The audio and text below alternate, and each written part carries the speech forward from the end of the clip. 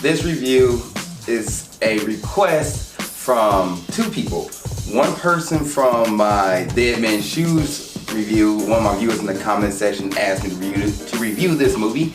They said, Ali, you know, you are American, you might like this movie, you might not. It's a foreign movie, give it a shot. Can you review it? It's like, sure, why not? And then another guy is a dude from Genesis where I used to work at. He was he's a retired police officer, and he goes to the movies all the time, and he loves watching movies, and he's seen this movie, and he's like, you have to watch it twice to really get it, and you have to read subtitles.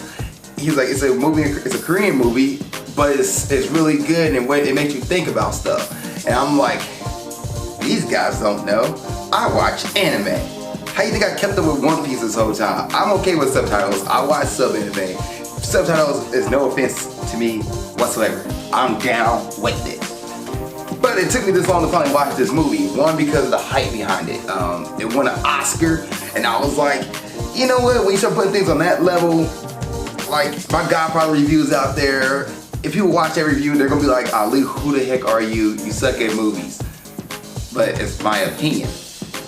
I watched this movie, and I know why this movie deserves an Oscar. This movie Parasite from 2019, by the way, this is a spoiler review, it is really good. It is as good as they're saying it is, and it deserves the Oscar it got. This movie is flawless to me. I cannot find anything wrong with it. Everything in this movie makes sense. And I'm ready to jump into it on this episode of Movie Breakdowns. Let's get it rolling. What's up, world? Welcome to another episode of Movie Breakdowns. I'm your host, Ali Zakka.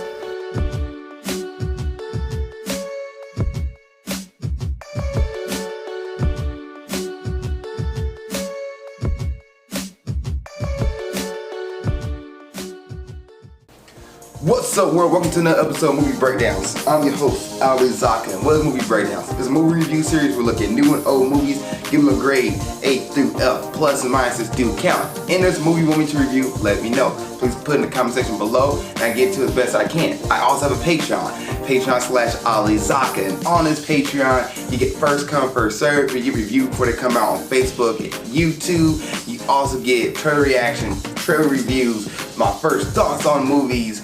You get pretty much everything you ever want and more. And on top of that, you're paying for it. So you asked me to do a movie review on that Patreon.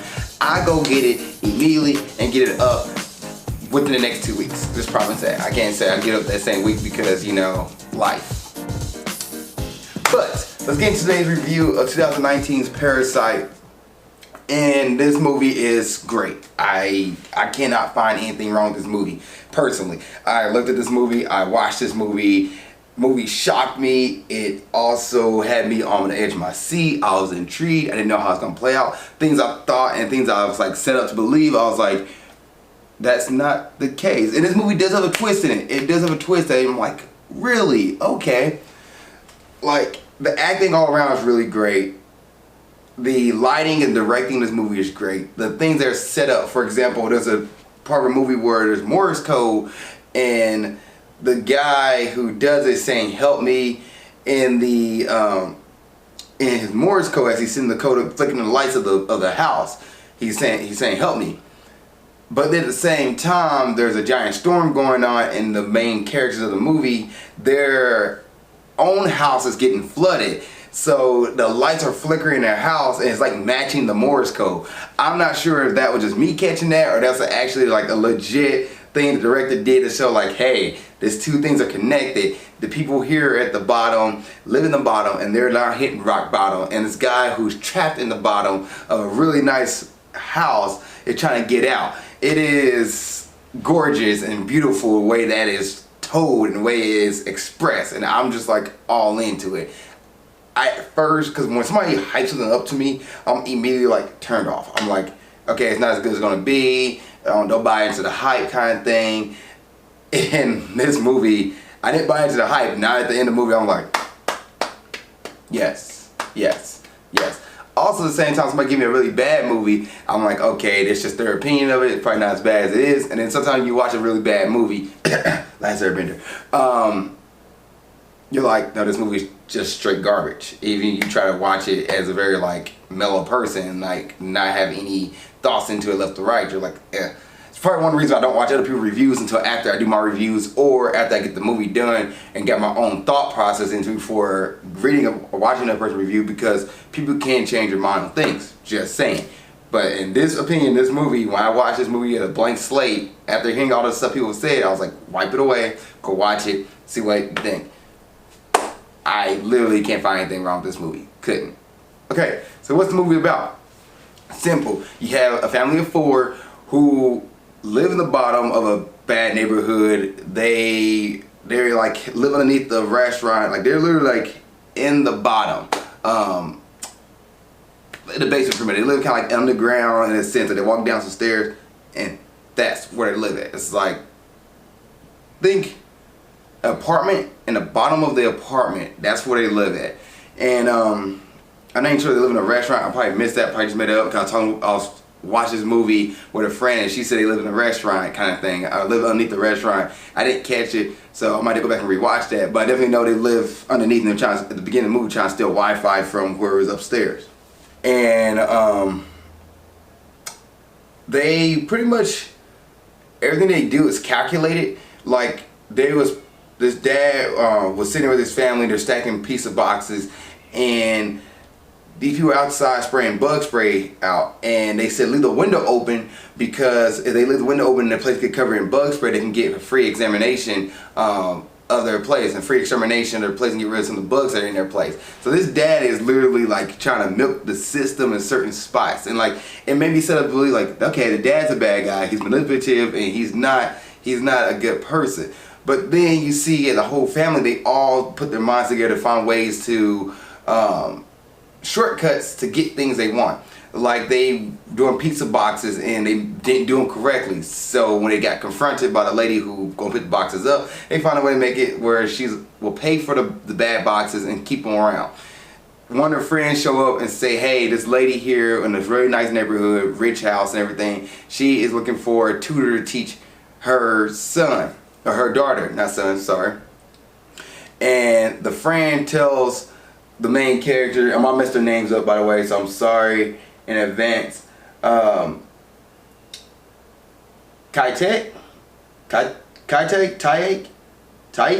I'm sorry. I'm gonna mess everybody's name up in this movie in advance. But Kaite, I'm just saying it's K-I and then last, I think it's backwards because IMDb doesn't really do it correctly. Kaite is the dad, Kim. Kai-Woo. So Kai-Woo, he pretends to be a tutor to one of the rich lady's daughter. Who the rich lady, she is Yeon Ko. So Yeon Ko has a daughter by the name of Dai, and I probably spelled her name wrong, said her name wrong, but D-A, and the last name H-Y-E. Sorry guys. But Yeon's daughter is being tutored by Kai-Woo here. And Kai-Woo's like, okay, well, he's talking to them like, wow, this place is really neat, pretty rich, and this whole family is simple. They're really simple people. They don't suspect much of me. They don't think anything about me. They didn't do a background check. They pretty much believe my papers as is. Let me get my sister Jessica in here. And he go get his sister and bring her along. And then the sister, who by the way is a therapist to Yeon's son, who is Dae Song, and she like put some stuff together by looking at one of his pictures, and Yeon is just like soaking this all up. So from there, they get rid of the driver, who is Dong-Yi. They get his driver fired and bring in Kim, who's a dad, and then they bring in the mom. They get rid of the maid of the house, who is Moon Gwa. They get rid of her and bring in Chung Suk into the picture, who's the mom, and they pretty much invade, in a sense, this rich family to make money off of them, because Yeon's paying them all big bucks, and so is Dong-Yi. They're paying big bucks to have them around. One thing happens. the family, the rich family, Yeon and her family goes on vacation. They leave for a week to go camping. And the maid, the former maid, who is Moongwa, she comes back and says she left us in the basement. They go down to the basement with her and finds out that she has a whole husband down there who's been living underneath this rich person's house. And that husband is Gong Si, and he is living down there. He's living down there. He's gone kind of crazy. He's been down there for some years, and he's been hiding from debt collectors. So he's been down there. And she goes down and feed him every once in a while, come back up and pretend nothing's new. What goes from here completely flips because the family, Yeon, comes back home early. So everybody's like trying to panic and get out the house because the only person supposed to be at the house is Chung Suk, who's been house sitting. And the movie goes from set up to like, and you're like, what is happening? So the family trying to escape from Yeon and her family, but they're decided to stay around and linger out and about, not really go to bed. They actually, Yeon and her husband decide to have sex, which causes the family who are trying to escape get stuck in the house, and a very awkward scene where they have to listen to them and wake up, sneak out, and they're like, okay, we gotta get out of here. We can't do this anymore. Their place gets flooded because of a bad rainstorm that would cause Yeon and her family to come back from camping because it flooded thanks to the rainstorm. And it's all done perfectly. All done perfectly. Everything unravels in a sense, like the storm brings chaos, and chaos unravels in everything. I'm not doing this movie justice. You have to watch this movie for yourself. And as Kim and his family are hitting rock bottom, they're kind of like looking at Yeon and Dong-ik and their family about like, they're not really good people. They don't care about others. They all wrapped in themselves, and he's like, this is really bad. This is a horrible situation. Like Kim was like, we're at rock bottom and you guys are acting like nothing's new. You never really asked us about us. You never really understand who we are. We just here to help you guys out. And the moment where Kim sees this is he's talking to Dong-ik about surprising her kid, and Dong's like saying how his wife doesn't really care about surprises, but he's saying like we'll surprise her anyway. And Kim, who asked did he love his wife early in the movie, and Don kind of like just laughed it off and said yes he does, came back to Don and got really serious with him. Was like, I'm paying you overtime. Let's just do this. While this is happening, Jung Si escapes. He gets out of the basement. He knocks out Ki-woo, and he kills Jessica, and he also kills no, just Jessica. He killed Jessica, the only one he kills. He tries to kill Chung Suk, but that doesn't happen. And the reason why he's on this murderous rampage because Moongwa, she got a concussion from Chung, who kicked her down the stairs, who was trying to escape. She kicked her down the stairs, knocked her out, got a concussion, and pretty much dies. Which causes him to come up and just goes on a murderous rampage. He lost his wife. He's living by himself. He's going crazy. You see throughout the movie, he lost his mind, and he is going on a murder spree. He's like stabbing people, attacking people, and what comes out at the end of it, Chung managed to kill him, but Dong-ik, who is only care about himself really, and his family don't care about what's going on right now, that, you know, Jessica's been stabbed and she's bleeding out. Kim was trying to find a way to save his daughter, but then looking at his wife in danger as Dong is asking for the keys. He's like, Dong, let's go drive. We gotta drive. Get out of here. Let's go on. And Dong, he's like, well, you don't want to drive. Give me the keys. And Kim looks at Dong like, okay, man, here's the keys. But it doesn't get to Dong. It actually falls into the middle of the fight between Gwen, I was messing name up, Gen-si, and Chung Suk. They're in a fight, they're tussling. Chung managed to kill him. As what's his name is dying on the ground, Dong-ik goes over, gets his keys, and he does a like, oh my gosh, the smell of people who are living in an impoverished area. He's like, I don't like the smell. And he's like, I can smell it. And he mentioned throughout the movie, he doesn't like that smell. And this causes Kim to like lose his mind and kills Dong-ik, like just out of just rage. So Kim escapes, he runs off. Everybody's in a panic, chaos, everything settles down. Ki-woo, by the way, who's been knocked out, he wakes up in the hospital and he goes to court with him and his mom. They get off pretty much with probation. And Ki-woo's been walking around and they've been investigating, and the investigators trying to figure out what's going on. So the FBI's been following them, stuff like that. And Ki-woo been walking around. He goes back to the house to see maybe one day he might find a sign from his dad.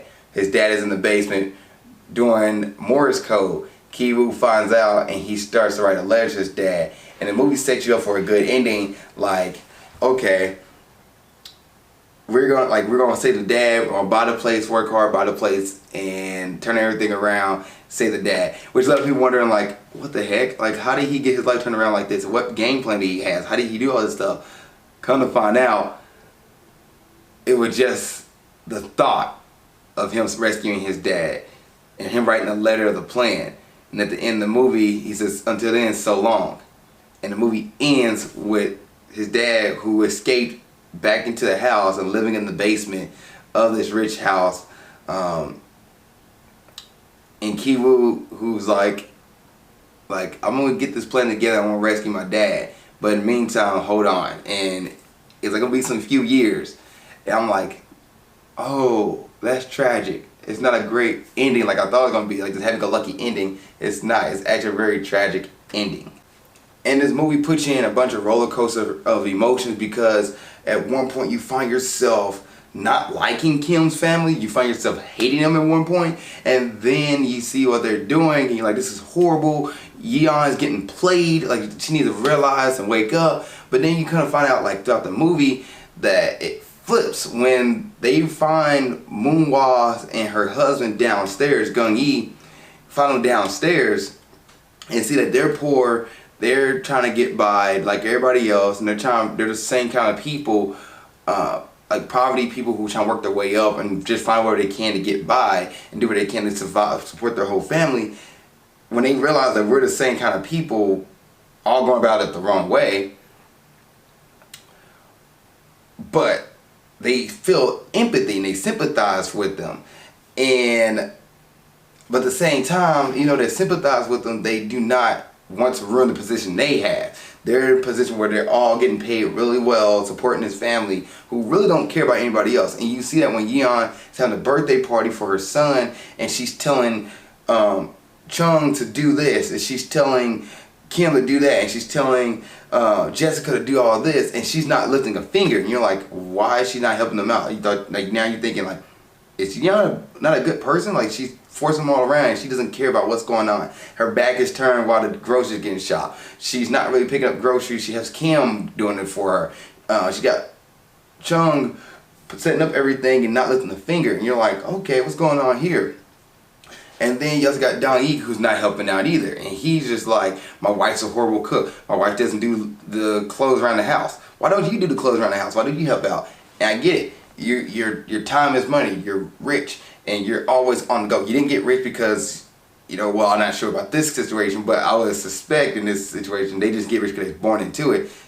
He seems like a very established businessman, and that he's working his butt off all the time with work, so he comes home exhausted, yada yada yada.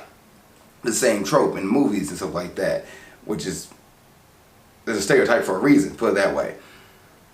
And they have this maid who keep everything together, but they value her more, but don't really respect her enough. They just like, she's just the maid. She does one thing wrong, she got to go. The driver does one thing wrong, he got to go, versus talking to him about it. And they're gullible, but they also don't help out. And they look down, like Dong-ik looks down on poor people, which is messed up, because people are not like, they look down on somebody just because they're poor is horrible. They're still a human being, just like, you know, you two. That's like me and you. Like, and this dude doesn't get that. Like, he's like, oh, how dare they reek a certain way? How dare they smell a certain way? How dare they not have a luxury life kind of like me? And that's the kind of province like air he gave off. So Kim is seeing this, and Kim was like, what is this family, man? Like, who are we really working for? Who are we really doing this for? Like, and he's like fed up, and you can see it. And you go from being like mad at Kim and his family and not thinking of the bad guys, and like now empathizing and being sympathetic for them, and you're like, okay, are they really the bad guys in this movie then? And then you look at Don Yeek and Yeon's side of things, you're like, they're getting played, but at the same time they're not really generous and not really grateful for what they have and who they're with, and spend their time wisely. They just kind of look down on everybody who's underneath them, like that's their job, that help support us and do things for us, which is like, that's kind of messed up in a sense. And really the one person that you like, okay, they are the bad guy, you'd be like Jung-gi and Moon-wha. But Moon Wayne, not Moon-wha, but Moon Wayne. I keep saying Wah, guys, I'm sorry. Moon Wayne.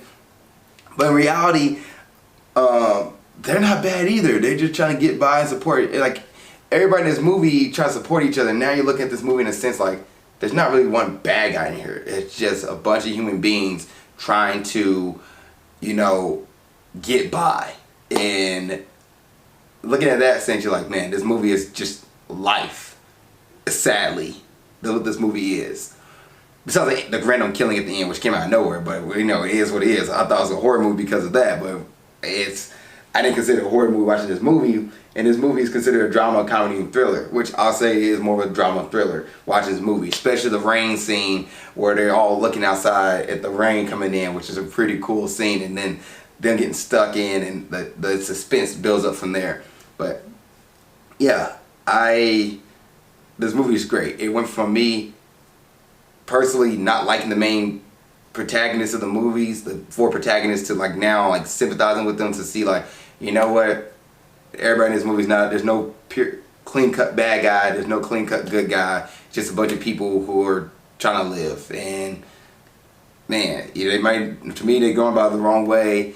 And then at the end of the movie where you had the son like, you know what, I'm going to work hard, I'm going to work my way up, get a lot of money because I went to school and did all the steps and become rich and buy the house, like earn my way to buy the house. He's like, yeah, man, hustle, loyalty, respect, hard work, get it, let's go, determination, to him saying at the end of the movie like, one day. But until then, that's so long. Like, oh, so it might not work out. It's not a happy ending that you think it's going to be, where the family embrace each other at the end and the dad comes out and like, I waited so long, it just, well, we'll see there if it happens. Like, man, what a movie. Alright, I'm going to mess these characters' name up. I'm going to mess the actors and actresses' name up. And I'm sorry in advance. This is not what I want to do. I just want to make sure everybody gets their props. So, Cha Woo-shik, who plays Ki-woo, I thought he did a great job. The son, the main son, who you think in like, oh, this is his plan, and you think that he is the main bad guy, or the main, like, the mastermind behind everything. It's not. He just helping out, or he's being a part of it, but it's not his main idea. His whole family's in it. And this way here, he did such a good job. I thought for a moment he was like gonna be the good guy in the whole family. In reality, like, no, he is just as guilty as the whole family here. I thought he did a great job. Park So-dam, who plays Jessica, she did a great job. Kang Ho Song, who plays Kim Kai-teek, great job. You have Jang Hai Jin, who played Chung Suk. She did a great job. Moon-wha, played by Lee Jong Eun, E-U-N. I thought she did a great job as well. Like, the cast is phenomenal. Yeon Ko, who's played by Cho Yo Jong, great. Park Min-hoon, who plays Jung Si, thought he did a great job. And then Lee Sung-koon, who plays Don Yeek, he also did a great job. This cast is great. I appreciate all of them, all the work they did. Heck, I give a shout out to Jung Seo, see you? Sorry guys, Iso, who plays Da Hai, and Dong Sung, who's played by Jung Yeong Jun, also did a great job. Everybody in his family, everybody, the cast, round of applause, great. Last thoughts, the music is great. The classical music in the movie is phenomenal. I love the way it's set up. I love the way the music is played and how it plays throughout the scenes and it matches. All that is great. The backdrops, the setting, the angles of the camera, the lighting, everything about this is such a directing. This movie directed by Bong Joon-ho, which I feel like IMDb's probably said his name backwards. It's probably Ho Bong Joon, but great. It's just great. I don't know what to say about these guys. This movie is a great movie. It deserved the Oscar. This guy here says it's a Friday night movie. It's a Friday night movie with friends and family. Probably less family, but more with friends. You gotta watch it. You gotta actually read the subtitles because you know it's all in Korean, but it's worth reading and watching. And last but not least, this movie is an A+. That's what the grading time. Grading time of this movie is an A+. A+ movie. I'm gonna watch this movie multiple times. I'm gonna sit back and watch it again. It's such a great movie. The directing, the acting, the lighting, the little things in this movie, everything makes sense. Everything makes sense. The reason why the family can't escape when they're getting stuck inside the house, they shouldn't be in the house in the first place, and trying to escape, they can't escape because the family came back thanks to the rain. The rain brought the family in. The rain also brought Moonhwa back, who she knew the family was going to be leaving for a camping trip because she'd been texting the kids. So she knew they wasn't home, but she knew the maid would have been home to let her into the basement to save her husband. Like, all these things matches up, and all these things make sense for why it happened and how they happened. Like, life is unpredictable. People come back and you're stuck in the house and they can find a way to escape. It is great. And I don't think there's any plot holes in this movie. I couldn't find one. I couldn't find one that made me think like, wait a minute, what about that scene? Or what about, nope, it is like, it's great. Great movie. It is what it is. If you've seen the movie Parasite, what did you think? Please put in the comment section below. I'm curious what your thoughts are. Other than that, please give this movie review a like. Please comment if there's another review you want me to do. And have a great day. Keep being awesome. And see you next time. Thank you guys for watching this episode. I really appreciate it. Please like, share, comment, subscribe. Also, you want to see what else I'm doing in my normal life and other things that's going on, please follow me on Instagram at Ali_Zakka. I'll put it right here around my face. Yep, right there. Also, if you want more episode of movie breakdowns or grind towards success or whatever it is I'm doing on YouTube, you know what? Follow my page right here, like I said before, the little comment thing right there, And then you can watch the last episode of Movie Breakdowns right here, and watch the last episode of Grind Towards Success right there. Other than that, thank you guys so much. I really appreciate y'all. See y'all next time, and keep being awesome.